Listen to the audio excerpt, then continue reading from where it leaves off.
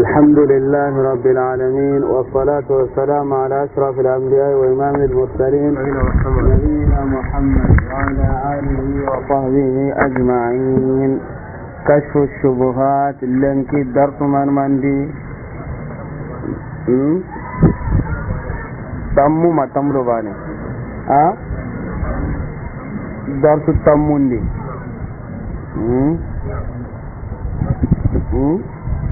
tammundi nyani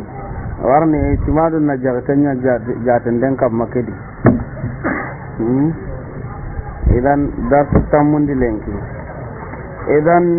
kitabe kota atagandi ni tagandu nagatiya odange tagandi hananga ken kota oda tagandi hillandi jonga sahih ajonga ne kanno kuya ken kota كم فايكنا نقبضت وأنا أذكر لك أشياء إذا تغندي هلا لنجونيرين فهم أما كم قوتا نكنا قاكما الجواب المجمل نجيكي أقوتا هامي كتابي إذا لنقوهر نكنا قاقدي المقطع الثالث عشر كتي تم نسكن لك كتابي فهم زبدة الكتاب كتاب كلمة أنقه إنتنيرا معنا أبان دني منيرا أنقل منيرا ناسا ونيوهر نكنا قاعدي الجواب المفصل جابوا بيغاني جابوا هتم بانشنتين. إذن يرى أطول مقطع في الكتاب مقطع ننفو جلن كتاب كنغو ناسا ونيا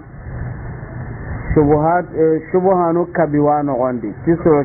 shubahanu kabiwano gondi awajabine shubahanu nyugonani jabine ti jabu bani ay honu jabu ni lihonu jabu nyere ay shubuhan nyugo kinyama jabu nu kabi me idan aljawab almufassal adu aljawab almujmal farq nikabe do mena gane mujmal ho rajabini tay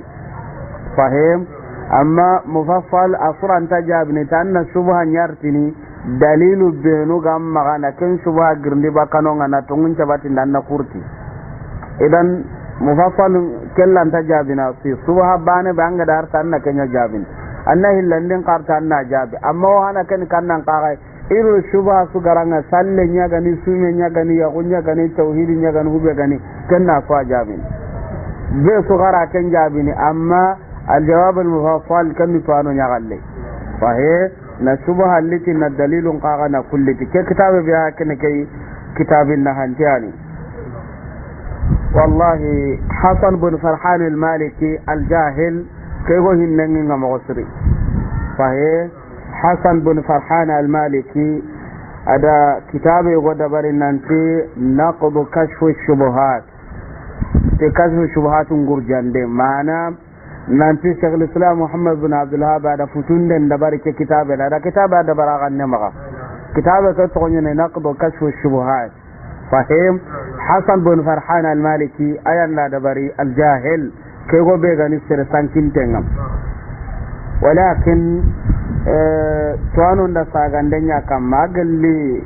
kitabun posire ngara ngari kubenu gara sagandanya ke kamma kenya عبد الكريم بن صالح الحميد عبد الكريم بن صالح الحميد أكن ساقندنيا كما كتاب دا تغني الإبطال والرفض لعدوان من تجرى على كشف الشبهات بالنقض صحيح إذن أكن ساقندنيا كما دانك ساقند سرغاغا ونأتي حسن بن فرحان المالكي دانغاني أكن نغو سوغانا نغركبك وإذا أتتك مذمة من ناقص وهي الشهادة لي بأني فاضل قال لنك بنوندن نارانك نغسر نغسر تكنيا قديم بنوندي كن الدليل أن أنتين كن سرفصنغنتني سرفصنغنتك نام بنوندي كم برنا هين لنا كن أما سر نغسر تكنيا قدام بنوندي كن الدليل أن أنتين سرسرني نام فهم إذن أقد هو كو أصني جاهل دقامي أصني غاري كشف الشبهات على جد من جد به أكل غنتا كرنا ينقل فهم إذن كم فل كدنا ما جيلون دنيا كميره on daga Shaykhul Islam Muhammad bin Abdul Wahhab agar hubeko idan yere ashubhatul ula shubhana fahim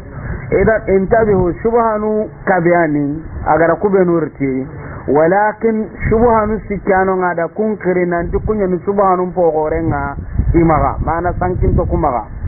shubhana ni kannan kaga nanti sirebe gana kireti tauhidur rububiyya nga hilla kapana heta kamang fahim hillandin ni kebe ayanu be ni girtini hilla kapendi hilla kapana ni ko ya serebe gara munumba to amma serebe gara sururumba to kempeti hilla kapana ya suba sikandin ni kannan kagai hilla kapana ni ko kebe ndata hi sonno menga nanti woli nuku irawatora kinyanga irawanna haga kinyanga kyani hilla kapana ka kebe ganati ike oni makete hakandi kira kanjonde mana murniya ado ina Allah nyagi da kempeti hilla kapane idan ku subhanu sikan isubhanu ko qorqorunga Muhammad ibn Abdul Wahhab wa konni yere ke kitabe de nanti hube nda kusikitu hube ga ke halle kennan newa kenga newa nandangan la sabnya ko ani ho qorenga anga da bidan gume ngarnu ko fajonginu kusiki hanai fahim idan awan kamma annan fahimo walakin koy khatabi gara ko mogombe hujajun tahafati kazujaji takhaluha haqqan wa kullun kasirun maksuru ihu janun na koy kammo na ko buttelunum pillanga diutu fahim buttelunum pilla andi utu andi isampa mai angani sampa mai nyana kammo hillu so karne bana suni karanda nanya kare hon kana kare awa bana karna me ga karne ga gade idan ahlul kalam diga munni kai angani ngaranti hujon en ka hujon heti anga kata ta zaifa ida gan tonyen hobonon tonyen ibn al-qayyim rahimahullah ati isubu hanga ana o hinkin tompil garamenyu kompen no gondia igumanu ni magaira gajangen jonga iwame kata ho magaike bana ni kinte bana kena ni torwa iga dalla me katunde ngayin kollonga bote iga jogi birambe ete saso na suluhun da bari gajange kengare suluhun nyangiran kadi mankange ngabo eren kagai anke kan hinkin denga nanga kenyana anke kaka tunan dinken hinkin ya mankange billanga bokadi fahem edan iganai bakkano ngana suluhun da baranga nyini mani suni kolla boton to do jogin toy edan shuba su igari tini anta hunna la suni subha bonon tenye fahim walakin anke ngantatu iwanya nan kanne ankane aqaba iwanya na girin killa kebe royon ko tenganan dangani fahim idan ati rahimahullah idan on daga shubhatul ula subhana awnu wanun ni kannan qagai man aqarra bi tauhid rububiyyah wa lam yuqfad min as-salihin illa al-jaha wash-shafa'a falaysa bimushrikin serebe gana qirati mani tauhid rububiyyah ama ho karagara gelli surunga maganta horo mado kanjonde akaman peti hilla kapane qirati tauhid rububiyyah nganyime anga makirati kanga hilla kapana nyananga kanga qirati kanga tanni hilla kapana etanga ngara ho ndam mine dabari surun pakendi idan keni subhanan fahim ati wa amma al-jawab al-mufassal amma jabihatan pankintenga fa inna a'da Allah haqiqa alla qonnunga lahum la tabana alla qonnunga ni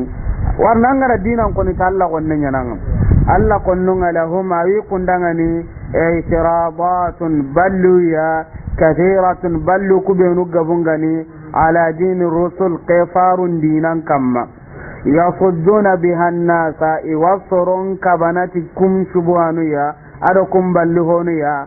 anhu baka qifaru ku dinan ma serebe gana ta qifarun dinan ko ni do kunyallini ke hakene ganta gandin mo gombe kem pallati minha wagallidan kum balli gonuya qawluhum idigamenga idan ashubhatul ula hajongnera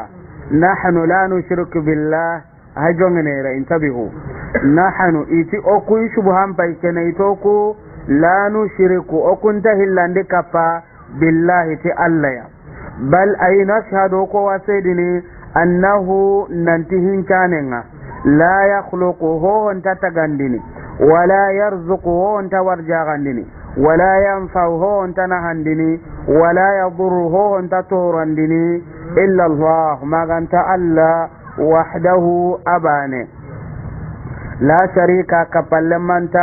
له ألا دغني وأن محمدا أقواسدني ننتي محمد يا صلى الله عليه وسلم يلا ألا نتي غندنيا كمان داكسي لا يملك محمد تمرندني لنفسه إدو دغني نفع توريا ولا نهايا أفن أن تمرني إدو دغني نهايا ولا ضر ولا تنتمرندني إدو دغني تورا غنيون تنديا وقيرن تكي وسيدن تكيا فضلا فسنون تاغيا أنا عبد القادر بك عبد القادر الجيلاني مغا أو غيره ولا كن عبد القادر الجيلاني تنا إذن إتو أقوى قيرني توحيد ربوبية ورني قاتي أوهدي إلا كفانا يا يقرأ إلا كفان قطبك إدو مغيتي يكون فتيه إلا كفانا يا دليل أني كان نقارين أنت يكون فتيه إلا كفانا إقيرة توحيد ربوبية serebe ga qirati tauhid rububiyya nga kan fadi illa kapana ya warni iti ay ikunga sedini nanti ho honta tagandini ho honta warjagandini ho honta nahandini ho honta torandini maga anta alla abane kapalle manta dangan idan kusul mani tauhid rububiyya makaye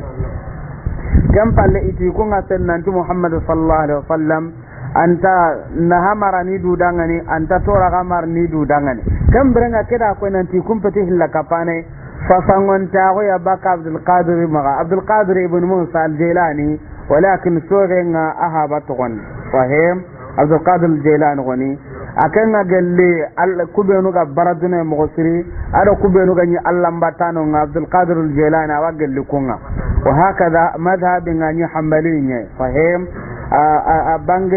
هجرانغا كمونا غتادو تانيردو سينابانيا afati hijranga kamo karagi ado tannumedo sinabane yani tankabe sinema da kembira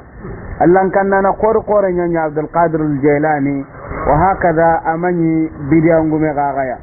walakin allan kannen da surenda hono temparandanga akibaren di waqilli har kille gane wakenda min cheni kata qabrunga baghdad afati baghdad iraqi kaptalike iwa jurana wala gadu gasanya ne wa kursin denyana iwa ho nyana non fahem ولكن هنا يقولك كان لا يقولك نيجي من ينيجي الله كم مسرني ولكن كبنوغا كم فرندانغا كبارين دي هن كنيا كما إذن اتفاقا أنت أغنى فارنت أنها مرندو دانتا تورا مرندو دانغني فسنغ أنت أقول بك عبد القادر الجيلاني أغاقر أنت أمرندو دانغني ولا كنغا أقوارا كسو تهنتين وصن دمنا نانتا عبد القادر الجيلاني أرانتا تورا نهانيدو دانغ نيونتون باكي دي مندي أرانتا نهاقا مرندو دانغن أتنان كاكين يمودي حسين وكان يمغدي فهم سيد بدوي أغا كان يمغدي سيدة نفيسة أغا كان يمغدي سيدة زينب أغا كان يمغدي إيوه دغنا إيرانتا تورا نهانيدو دغني تورا نيونتون باكي دي مندي إيرانتا ناغا كن يدو أو إيرانتا نتكيا نقانغر ندي مكاهتي أنغا تنقانغر دي مندي تابونو ولكن نقا هلا كفانا كاتني مني أنا إكبي هايكنك مذنبون إكني جنوبانا فهم إكبي هايكنك إكني جنوبانا والصالحون ألكم سرون لهم أوكن دغني جاهن يكون تهرم جاهن كان القدر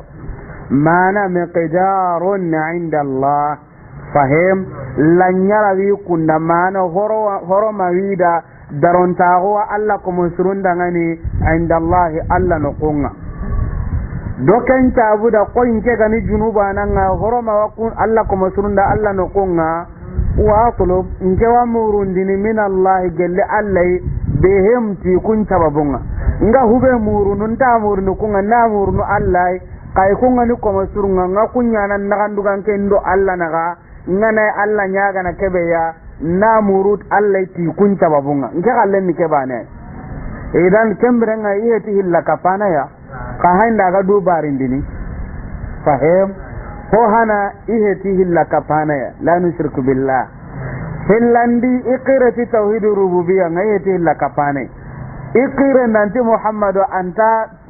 na kinya di anta tora ganyon to baki mendi fasangon tawi bakata namma abdul qadir jilani kalli misalenga nka aqida be ike ga kamma ike ni junubun tiyai komo Allah komo surunga takawa kundangane Allah nukunga ko ike gani junubun teya ike mena Allah nyaga ina Allah kiri ike loga kendangane ku komo suru benu ganonga iwa kulloni do Allah na gaigana la Allah nyaga na kebe ya ini kiri awo tunka nyugo gore duna da ampaju ganan kellanta kinye mamini surundo ure tagano benu ga ure annan dangi do kunya nukunga ina ampaju kinya ndi tunka nyugo ke ike kallen ni kiyai yala amanan ni nan tan na hutun kan yuwa kai ya la amanan ni nan tan da haruku ka hutun kan yuwa kai nan ti kanu tun kana la walakin taqiyikum magano kun ida wa men ngalle an ga dangini nan mo ko kun dangani nan pi ke kin yatun kan yuwa kai ya ikun ka gallen ni nafsu shay kenya mo gani Allah subhanahu wa ta'ala ikun junubun dangani kullan da Allah menya gana kembirenga ida Allah kawancan da ko taga hommo ko waliyaz billah ko dunatun kan yugun ngen to mo kembrenga ina dangi to kuko suru no konga hari ndakara hari ne kabunu nyadi ini to ko kekiri kudo ina kanjon de nyi dangane Allah no konga warni horoma ida takke dangan kembrenga e kumpeti mani heti hilla kapane ngaji kaga di diga memmu fahem idan imaga tauhidur rububiyya ngara kenca batin dita anna Allah nya gana den kanna nya gana ti kwa sababunga na kunyan na kan dukan kan do Allah naka illa kapane tanga ikumma makai ikhwani idan ke digame be hakene ke kitabun dabari na ke digame sabatinde fahe igo nyinonga kebe to gonyane Muhammad ibn Afali ko afati hijra nga ujine ro kamero tandumero sinona gatiya akenda kitabu hilli dabari na ke aqida sabatinde nanti tauhidur rububiyya an aqira tikenga tanni anna surusurunga anna Allah nyaga tikunga na Allah khiri tikunga hilla kapana hetang akitabi hanan to gonyen tahakkumul muqallidin limudda'i tajdid ad-din akitabi hillanin to gonyane arraddu ala ibn muammar ala ku hillu sudabari ke subhana ida ke sembendin mo gombea na koy tauhidur rububiyya ngada ken tabatin dita hilla kapana hetang daga ngolle ngo hetanga tauhidin nyamma nyanang fahim wa hakaza igo tananonga Muhammad ibn Abdul Majid al-Maliki ken qagani maliki gan kenye fahim akan qagada kitabe dabari nakid aqida sabatindi li kitabe ke togora الرد على بعض المبتدعين من الطائفة الوهابية صحيح نك عقيدة صبات النانتي توحيد الربوبية عند صبات أمغا هلا كفانا هتنغا أن الله نياغتي ولي نكودو الله كمسرون تبابونغا هو انتكغاي كده غانتنين صحيح الأخطر من ذلك كبيغا مبنونتك سكه منتنغا sasa oga hagati bede bidiyangu munyugonu da koy nantan nakara hurunga anna ho mundukunga kempeti hilla kapeya kenni bidiyanya eti idalilen ni kannan kaga Sheikh Islam Ibn Taymiyyah digame fahim eti Ibn Taymiyyah da ko ikitabun dingira dan tanto kare majmu fatawa keno gondi ati wa kadhalika al-anbiya'u was-salihuna النبي نمون نكنيا مغادي سرسر نكنيا مغادي وإن كانوا أحياء في قبورهم هراغنا إن لنتونيا جي قبر نغندي وإن قدر قال لي هرغنا راكتوا أنهم ننتيكونا يدعون يودوا أن للأحياء نلنتون دغني وإن وردت به آثار هري بتبون يغنو غنار تكن دي كبار يغنو غنار تكن فليس لأحدنا ما ينبان دغني أن يطلب منهم ذلك أنا كم مندية النبي من دو سرسل بينو كارا إيجي قبر نغندي هر هونو غنارنا دقامي كوكندي ابن تيمية أنتغوا إنا كم مندية مانا أنتغوا سرين الدوان مندية أنتغوا سرين قانجون دو مندية أنتغوا سرين يهاجم مندو كراهرونغا إذا كرانا نغتا هارين دا النبي مني هارين دا كيفارو ني هارين غنا الله كمسوراكو بينو كيفار النبي مدو كيفاري كم پل ابن تيمية ولم يفعل ذلك أحد من السلف يمبان ما كان يجلس رسول ساوانتونغ تو أنا سرو بينو دانغ نندغا ورما صحابة نونغا أما سبت ننتي هو دغا إيهاجم مندو كرهوروني ولا كنغا دغا دوانغا كرهوروني لأن ذلك ورني كم بها كنا نندغا دوانغا مندو كرهورونغا zari'atun kenni sababu ay ila shirki kata hilla kapenga bihim tikara hurukuya kenni sababu ay agan kinya anna hillandi kahu tiya wa ibadatihim ado kenni sababu agan kinya anni batugaga min dunillahi ta'ala jalli Allah uredunga kallanke gani idan serebe ganai da duange mundiya serebe ganai daga na kanjonde munda serebe ndai daga na hajun mundu kara hurunga ibn taymiya tikeni sababu ay aganki nyakatta hilla kapenga fahim ati bi khilaf talab min ahadihim fi hayatihi fa innahu la yufdi ila shirk ti honcho renga gelidu banambe gane ngalinta gundi annan ti dindangani idan kan tanki hilla kapeya ko abbas gangal ta gundi umaru gata ndua kankoron kibarenga mogombe idan iti dalilin ni kuma minna nanti ibn taymiyyah annan daga kaburunga anna hurun kiri wallan na duange muru hurunga wallan nan pajum muriya hilla kabete ti warni ibn taymiyyah لأن ذلك ذريعة إلى الشرك بهم وعبادتهم من دون الله تعالى أتكني سببا يكني كلهم aga ankinya anga hillandi kapatiya adangi batagelli Allah tananga itinka ibn taymiyyah amati kenni hilla kapai amati kenni kahira wai italu sunna wal jamaa dalilin yani ke aga muhaqqiqun nen kam makan ibn taymiyyah nan to ku golle kan bid'a hilla kapai kasra wa ghaitika wa hakada tadiga mi majmu fata ibn taymiyyah di abun taymiyyah kitabun di makahe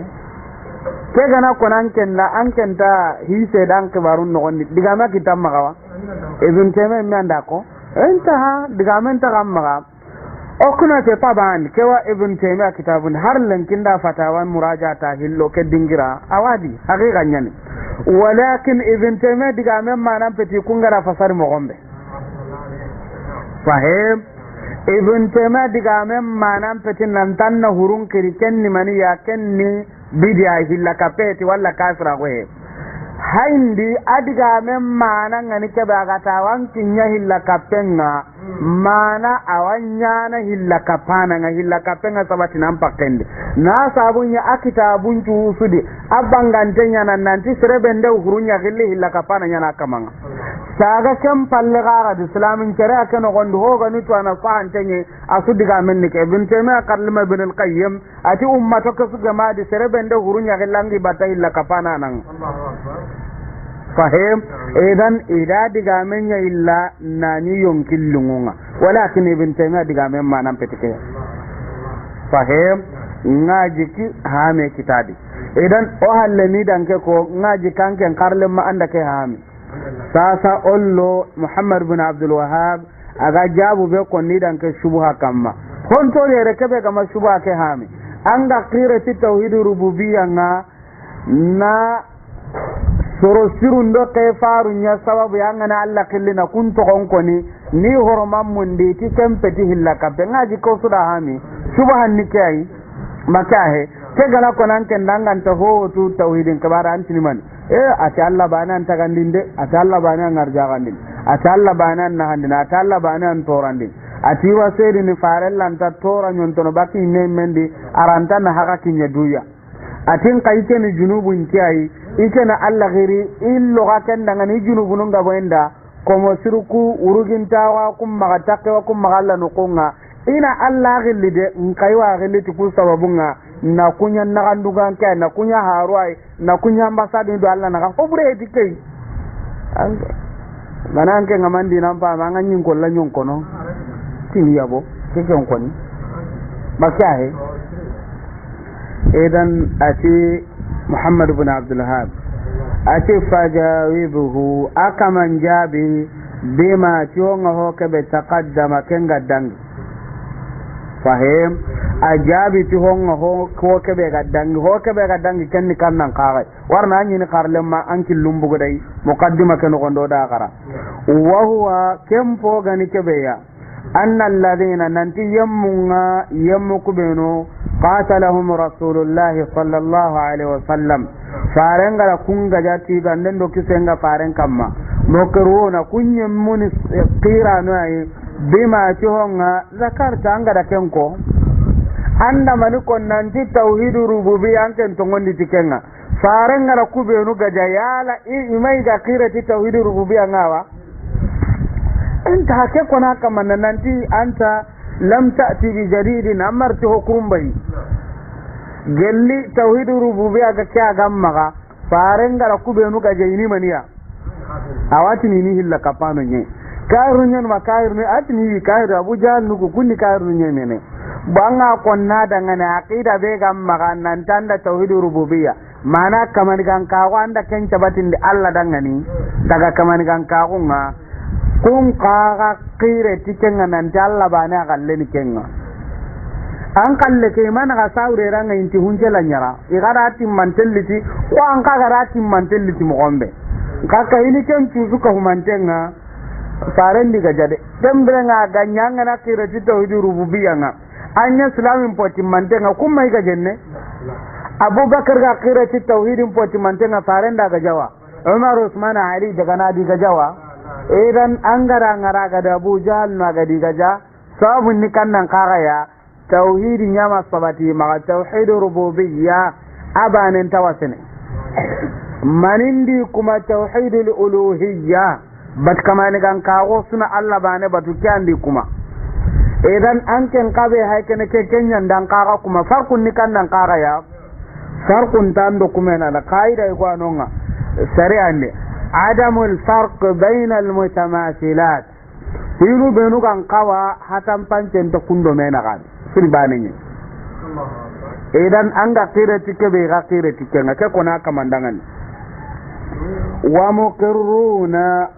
kubenu farenga diga jare salatu wassalamu kunni qiranu ay anna awsanahum nanti imununu kuya la tudabbiru shay'an kunta honne su sura kutunu kunta honne su sunyana kunta honne su illan kupana gellihin canunga e watu ho honda minne ga nyalla nda sunya ho gadi kun kaga kita Allah nda sunya e gaga da ho kita Allah nda ke anya ho gadi hiri Allah ndanya e gaga da ho hiri Allah ndanya inyi ikirante ngati kegarai wa mununu ku batta walakin ikirante ni tikaya yani kan tauhidur rububiyya ne makan kina har ko ta bane fahim an kan gatin anda tun nan wa fare alaihi salatu wassalam arantan hamar ni du dangan aranta to ranyu sono baki idu mende hasangon tago baka abdul qadir jilani wa walla kema idan onati kebe hakene kada ni ku ga kiren nan ti mununu ku ga garanta ho hondan binnera kutuni dangan idan andi suni bana hillandin ni kai makya he fikandi shaykhul islam muhammad bin abdul wahhab te wa inna ma aradu al jaha annama horo manga ado takado lanyara ida kenya muru imununu kuya wa shafa'ata ado kanjondenga ida kara muru an ken kara timani an kara da kara muru sahe nusqanu da me warawa han kallenti mani aha galliyam men akabe gara takken kargare mimman qafada alja galliyam men akabe gara takken kargare nuska tanadi idan sasa hinu sikki ho hanan tankire ti tauhidur rububiyya nga farengara kubenu ga jega kire ti tauhidur rububiyya hillandi anti fare surunga inta toran nyontono iranta toran nyontono baki mandi ranta na hakinya duya ken Allah galle ko ga kire nanti mani nanti imunu no kuranta manyana imunu no kuranta ho ndambinera kutuni dangani fahim sekandi ku hilla kapano benu farenga de gaja ida takke ado kanjonde da kanya muru imunu no kuya anken karabe mega nampai kada takke duange kanjon nampai kada kenya mundu ay suru ku ga kembere nga farko ni kannan karandi naga idan andi suni bana ga mu maga tanu iga yore no kusu antu ahunna Allah dan kantangalli sahe idan farko na minna amma ko har sa sake gaban yano magati serenga ti Allah no ngada to Allah ni bane ayni tun ka bane anke ngati mi kenni kahiri harfa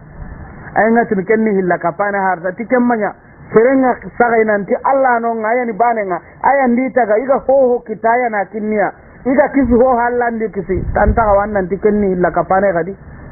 in kan daga tango honu mundu sahu baganu walla daga na modinni walla kenga daga kursin da kaburunga keti ko breya ina kwa konni warni ikum maga serenga na jagella ga nan daga kursi kaburunga sasa adaga na Allah nyaga ti kabur gume ko horomanga ina ya gare kita walla ina lemme kita walla kammen nalli walla iwa daga na terranga ikillen nallungo etike eti hilla kapea adaga kursi no tan na kabur gume ko horomanda takenda Allah nyara ado kanjonda na Allah kanjire hinji ke ganyana mo gombe ata ke to bureya etin ka gandaga nan ti kabur gume ke mana ni daga ni kyani hilla kape sahib o kunati ku hillu suni hilla kapano nyai kebe ga daga kursi kaburu ke na horomanda ta kan mundu mushrik kebe ga daga nan amundu kabur gume ke me ga mushrik na sabunya isu tauhidul uluhiyya ida kanya raga Allah ina kin kabur gume ke ya intaha idan ngaji ka hami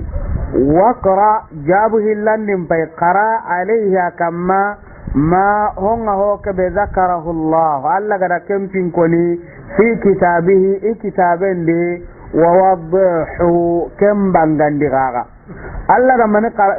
koni kitaben de ati wa ma arsalna min qablika min rasulin illa nuhi ilay annahu la ilaha illa ana fa'budun o ma kefare suki anken kane mogara wa ndenya katta ken kefare nan tana ki ummato nun dangane to ngobat kamanan tano maganti ika Allah qadiba ne abatu ati kadi wa ma khalaqtul jinna wal insa illa liya'budun ima jinna do hada mare men tagati ho hoyi maganta tafsiri godi ini bane batu illa liwahidun tafsiri ni godi fahim idan ati gadi jalla wa ala ويعبدون من دون الله ما لا يضرهم ولا ينفعهم ويقولون هؤلاء شفعاؤنا عند الله ويمم بتا الله وريران مانا الله تنانا kubenu ganta tora nyontono baki mendiranta na haka kinya iganati danga na ga hota na batalla tanati ayo kuma kunya Allah ne de kuno ku kanjonda no nyai Allah no kunga ko anda kana Allah kanjo ku danga ko minya Allah kumbe talla Allah wanonga ka kwani kanjonda no tunkanti qala tunabbi'una Allah bima la ya'lam fi samawati wala fil ard subhanahu wa ta'ala amma yushrikun yala kunyana Allah tuindin nanti kapalle mata na wadanga ni nonga agama ho nya kenga na kan jawadu ngene kendanga ni force akunyana Allah tuindin tikenga ho kebe aganta tu kampato nyerado nya pato nyerado kunyana kan nukuntu akunyanti ni Allah dangani ya banga ma lemme kinike anga ma yakke kinike anga ma nabure kinike anga ma ke kinike ya na hono kuntu kenga kanjona ngadu ngene force akunyana Allah kibar ni tikenga kenga nanya akama manya dangani kapalle maiwa idan Shaykhul Islam Muhammad bin Abdul Wahhab ati sirebe gana ke shubuha konan dangani nanti qirati tauhidur rububiyya ngakenti bugan iga qirati kenga bane iheti hilla kapane ti kahiriya ajabi ummato fare alayhi salatu wassalam agari kubenu hakatinga agadi gaja aga qirati ho kun qirati kenga agala hibe nya aga da kenya nya na sorosurunga na horoma munda na takke munda de tana aga da kenya adi hilla kapano koy mogo kem pallanga na ke haqiqa banganda danga no qur'ana ngaya nu benu gano ngai ga sene tauhidul uluhiyyan kamma kun qara kamma anni banganda danga na gantitu kem brenga kenga nyana danga ni maniya jabuya ngaji ke ha me kitabi ikhwani nga haqiqa konna ga danga ni ahamiyatu tauhidin pamminga ne ke be wadan ke dinadi wallahi alazim anga suro tauhidin ngan tamma antu agunna Allah de kafunya namma tauhidul uluhiyya bat kamar gan ka kun tauhidi ikhwani qissa bane nga konnan dangane kuda anna tauhidin anna hammintu warna am pakatin kiyo ikhwani Abdullah ibn Jud'an oho gabe wa tugontere walakin ho gabe ta qissantu ani koy akenga ibn ammi walid abi bakr abu bakr ha bakenga na abu quhafa kempa batugunelle mennyane fahim idan sasa ibn judana anya na abu bakr maniya awanyana abubakar haba tugunne nyekedi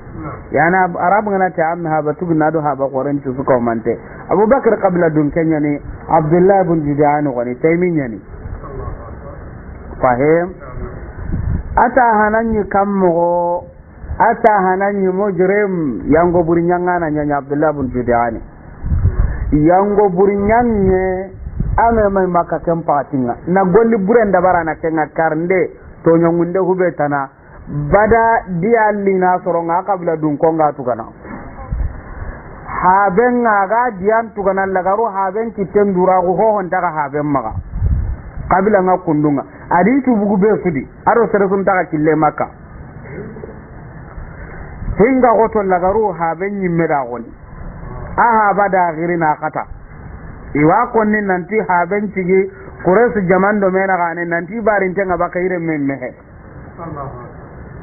hinga kota abdullah ibn judani kamma birambe abugo ala saminte ati sigi inda ga dingira mundu in karana bugu duna dime warni serenta kiya Allah ntanya na ambane rantanya na de mando suru ko anyidome anganya kame hoya maka kawan dide anganya hoya akiman nando suru ko anyidome kame na bure gana maka na bure ke kiman nando suru nyidome to awu gana maka to awu ke kiman nando suru nyidome angane tunkanyuga akiman nando suru nyidome ando suru nganta dome hoodi duna dum pinya gana anta kunna nyade anyana ma tempo witu bakanda anyana ma ke kaunga na burenga gabo gabo ando suru nganta dome itu bakandi to awu kundunga imanka awu kundunga mando suru ko anyidome abdullah bin judana bugun nanti wa daga na dingira mundu illa gashi fahe aga bugu adaga gide goyi ada gidin kumme go ngari makka aga da gidin kumme ke ngari atike gidin kumme be hakene ke sigin nallo kede ame wadi ngaho nyini no ngaho ke be gin torono mana iga kallamo gombe illa gashi am pasunti ba ne ranta tintono seresiya paman sere bure ko na mundan tintiya aga tintono nga ada samandin kangari koko pa soban ada samandin kangari kwani sama ka kenya awa bonte ne abdullah bin judan awa milene walakin akenna huwa mundun hube gitora aga sama kangari aga kebe munduna ma kitawa atinte hilla aga tintai birambe adani samakke ke janka samakke heti kange nyani gara dabari na nyago samakke Allah adani ya kampunci liwa gelli ya kutinga Allah mana jama kutten ni kange ya ko kukunni ya kutunga Allah idan ada tembrenga ada halle hay mana kumme ke no gompai agaro kumme ke no gonde adani soro hurunga bunya nanonga gelli jurham tunka yugonga jurham ni kannan qaray hajar adira ismail alayhi salatu wassalam waraja allah an hajar ibrahim gadi warano hagatin be ahalle qabla nukube nuga giri yamani nalle kahu iyanonga fahe inya sabu na makata gondi adani jurham tunka nyugo kunya hurunna nonga adani wala haygano ngasa antenga wala ke kamma ya sahi qad ra'aita aw samaita bira'in radda fi ad-dar'i ma jara fi al-hilab ya la ando ma ngalliwa wallando ma mukuwa nagananga da katibe kamuna ro kamundu kollen no gonda gada saga kanyen no gonda ando mi mukuwa akata na kama karanta saga nadi mana kubenu hake ku karana nduguta inda saga ne katta biranta unwa adani wala hanyugano nga gelli kanyenga wala ke mu manda baranten na dikanyenye tunka nyugo ku to gonun ta hantenga kamma tunka nyugo nga sare hakatimbe aga kara hakatimbe aga da hakka be nyamaranden dikenga non adani haris bin mutab tanyani tunka nyugo lagarenga tempu wa intama gotegi idan adani ken kayuno gondinonga al haris bin mutab adani kanyenga nonga jama nganonga yambangen po gabe ke nganonga idan abdullah bin judan aha junga kebe ada ke mutu gelli kange do na bureya abu gunte ada tagmancello gidun kumme karaken adaga makka ikhwani ado holli ho kebe arno kisa fitinanga soni gonga da kebe gari nantina gure adari adi ku ho ganyi ga barai kenci tinte nan dungetai adi ku ni kulla garumi ganya na imankenga angara ngari gati ni sersoro rambu ganda kabila ndo da nyakundo anda magata banna bakka kabila diwa ha daga mpajunga angara ngari orang kata udan da ho wede har ya hun gaccen dona kundu do kunno ha anda maga ho gana ma ngana bono mo ma anyi metam pindin taten konni arno ale halan churondi kana bure nyande janga gelli ganna da kundo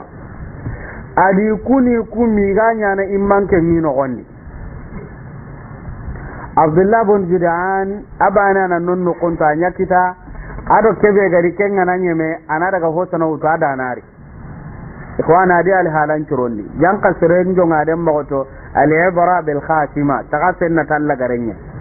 nan kasa nyukunda nyi mizikille gana bandi nyana nyukundo afallahu amma salaf alla garunnan churota fahim walakin hum magare munun ngarati la garunnan churodoni jukunda gallele na bucunnu makahe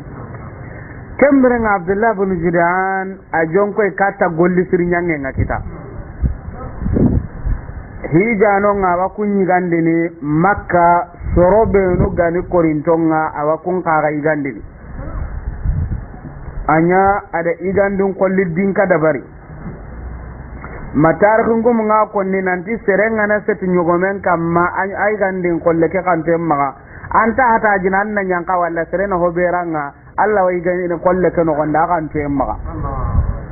anyi tan to hakay gande nye tar kungu nga konni mo gombe fahim ma idahilla nanti farenti ike maka kinci gam pakati ngai gadin kolle kenyi daga na taka surahunga kenni gandin kolle mbane idahilla nanti Abu Jahal aga karagati mbega mundu farenti daga urungom pai ina mundu ti urungonga kote idame Abdullah bin Jirani gandenga igani nyokenyi mendi kera da menyon to agurungo ke jogi daga wa batengallai idaga idanya idahilla Allahu a'lam nantai gandun kollenga lemina tugunnen do mi yerna no gonda yo le mana karano gondi gandun kolle ke kante maga Allahu a'lam sahih idan ikhwani Abdullah bin Judan kembrenga anya agolli sirnyange ngabe nyana ani soronyi gandini kempati ani tamarenkinnya iwai gana astawiqo igati mikebe da sengete walla mantana anya waken kaga kinna ni gandini ken kaga ya ken palle allaban qatin kaga ni ken kinne wa minni ku fasonu sikki ku jonkon ko tanye ganduru binto nyana ni ku kinnya tamare ado sengete ado qati awaken kinnya إخواني أمية بن أبي صلت كنينو بكا طائفة الثقفي كيفار انتاسو جنتو غندين قاصن دومين كافر ناو أمية بن أبي صلت غني إذا نيامون دانا هو كاقصفان ولكن لن تهو كنا داغا دانجي كدي أسو جنة توحيد نادا أسو جنتو غندين قايم ميماتو غندي فهم أقصان جلن نسري أمية بن أبي صلت غني شاعر جاهلي سوغانا نكبه كان جاهلي كان كنا أكنا أتي أدا بيتان كان يقولوا عبد الله بن جدعان دان كن يغاندي أتي ولقد رأيت الفاعلين وفعلهم فرأيت أكرمهم بني ديان البر يلبك بالشهاد طعامهم لا ما يعللنا بنو جدعاني أتي إذا قلانو ngari idi gollen kaga ngari ida ni sorobe onuga soron kellini gandi ho darandi ho sirni bani dayyan ay banu dayyan bun kaabe qabila nyugani nyinonga kun kaga nyi fonnan turnye wa soron nyi gandin nka kum mai tamare do sengete do kati kinni sereya kunga ni hube kinni serenga kenya burrin po sire fahem ay gonnati daramanyille awo sire wa shahadi ado yage shahadi ni al-asal yage nyane ado yage wa samun ado sirime kunyi gande nyana kwai warni kem pati kwa ngurgin tadinanta Abdullah ibn Jadani ganyu kube gandini atida sorompo darunga radio hosure ken banu dayani warni ganden nam pasun tadinanta Abdullah ibn Jadani ga kebe gandini ati al-burru yulbaku bishihadi ta'amuhum ati kebe gani burrunga yulbak ayukhlaq burrunga kenga nyagambini bishihadi tiyagunga shihad jamu shahadi ani kannan qale asal drama nyillenga kenga nyagambini tiyagenga igandenga atila ma yu'alluna banu jad'ani qabdul jad'ani ramungatni warno o watindi tigandu benere kum beti gandu po sere kan kawa sere killi katakunga yani kahandi katta ke shahir ay agdan ka golli sere ada sabte mana ada bonondi nanya maka golli wointenga ke ganya biranda Abdullah ibn Jad'an ada ujuni hilli nyugo meki daga na shamin jamanenga nantin daga ido burun nalli dangani ido sirimen nalli dangani ido yagen nalli dangani Allah maka idan abugunan daga masalan adan ke mo ay sasa bannan po gabe na kyanyana bannan be no kan samun da mushkila ne kita aho gabe ni ina burello no kan nyana burun tanga maka ikande walla kon be hadu sannaho buga anna daga aho sasa banna gabe hakin kanye warni ku banko an angani warano bitoli sikina ga jangen ku tanga ina ti TD16 antan kitagadi ni menu di utuma kae edan sasa banna gotu ha juga ndaki nyobe na rono kan nyadi nan daga aburu dingiran yugoya kenga ku banko andi ma ga jade andi ga gaja tan na nyame ha yujammiduna nasibak iwan taktenga wakin cimpindin mane wal sezina ay ganyo no ujunu ku hillu nyogo melli ti ku fasonu sikiya bor ado sirime ado mani ado yage Abdullah bin Jad'an ada kirnda no hilya wara urondi kunga soron kelli nanti liga kandi fahe bana no nga kenga kirndi ni Makka sahilin bangenga bana no nga kenga kirndi na hanki timbangenga urondi nanti Abdullah bin Jad'an ta gallige ay gonunti bana kenya kirndi dingira tana bana kenya kirndi ni ay mekan kamma kebe gani Umayya ibn Abi Falta kenya mai gara bonondi adi diga menyilla atilahu da'in bi Makkah mushma'illu wa akharu fawqa ka'batiha yunadi ila rudhin min ashiza mila'in lubab al-burr yulbaq bishihadi atikirna na wadanga ni Makkah ya kirna na kebe gani jawnga nanga مشمعل نكنه معنى المتبادر المجتهد كرنا نوا دغني تمكه كبه غني جونغا نغا غسرون كلي كرنا تنانونغا فوق كعبتها اي غنونتي فوق دارتها كرنا تنانونغا كنغا كان كموندي aga kirndini iwa soron kille nanti mani ila ruduh nikanna qaral jafna igandun qolle kata igandin qolle ya mina shiza ni kannan qaray solli binne nyugana qotenni yi noron dabarne fahem idan gelli ke iteya mila in ahakangani lubabul burri yulbaku bishihadi Abdullah ibn Jad'an kandi burrin po khalasin tenga iwa kenya nyagam miniti yagenga fahem idan kahain Abdullah ibn Jad'an adan ke fasangon dawo hay hilful fudul ken kanya do quraysi sor urginto makka kunyan ka huma Abdullah ibn Jad'an kanne nanti serasu garan to nya makka ere makkan kenan makkan ke tango on ka haka mangona dema serebe gara to nyono ha kella gai to nyangunde nangiri baka kamma kai farante alaihi salatu wassalam isedi kaini ha batugunnenga iga kunande go dabarni mana iga tonge nyugo tagundi na Abdullah ibn Jud'an kandi iganda ken tonge tagundi salama gunya de inyi hadarne ken ngam pasunti dengan dinan ta nyugo ndumbung ken halful fudul ke fahim adabari min Abdullah ibn Jud'an kandi ikhwani kafa songon tagun kan pakempanga walakin digamen ko ni men kandan qarai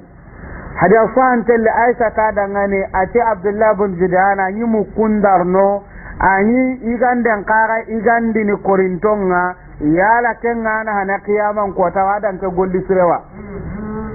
ke faren tantana hana asababu lam yaqul yawman namat ko tabani undi rabbi ighfir li khati'ati yawm ad-din nka manjunu bunun kafar ndangane kiyaman ko ta maken ko ni mana kalmatu tauhid tauhidin kalma ma ko ni dokan tabura da hohonya asunya haba mansura aw honta na hana ka handa gara golle be dabarin kedan ken na dabarwa oranta dabarnin kamana hamaniya tauhidi manyama tauhidin kan tamma ma nyimme tampindi suran kan pakempa idan ikhwanu goron pammi tauhidi ka kamma kube hakene ka akfa ken tadingira ya kube nu fahante nganin ni ko wala kube nu lampunte nganin ni ko ngadingira be ken na tauhidin pamminya bangandi wala kenanga na kisa ken ngari siran kitab gabe daga ibn Hisham daga na wala kenanga na lahanna ma wa hali al bidayatu wan nihaya libn kathir daga hay باب ذكر شيء من أخبار عبد الله بن جدعان أن كنينا نغن فهم إذن قهاني إخواني توحيد فمن كدوك كنت أبدا مغا أندو وحالي تهي تناي ما كانت توحيد نغركب مرمى توحيد ننشبتا نشندمين إذن كشوا بها كنك كنت غرونو kentaga sencan kini seresu ya gondo okudi rekadi nanti tauhid rububiyya nga kitam magatanni ampeti kahir ampeti lakapana antagarno ku imendi kencen taga sankino ya gonde o watini abadan kemman kisi farenga da ku benu ga jale salatu wassalam kun qara qire tandan kaya walakin kebe ga manki maga kenga na kitam maga birambe andin tabana tauhid rububiyya nyamai maga kenyam man kam maga andi suni bana makenga na kitam maga kembirenga andi heti bane ngaji ka hami wa sallallahu ta'ala wa sallam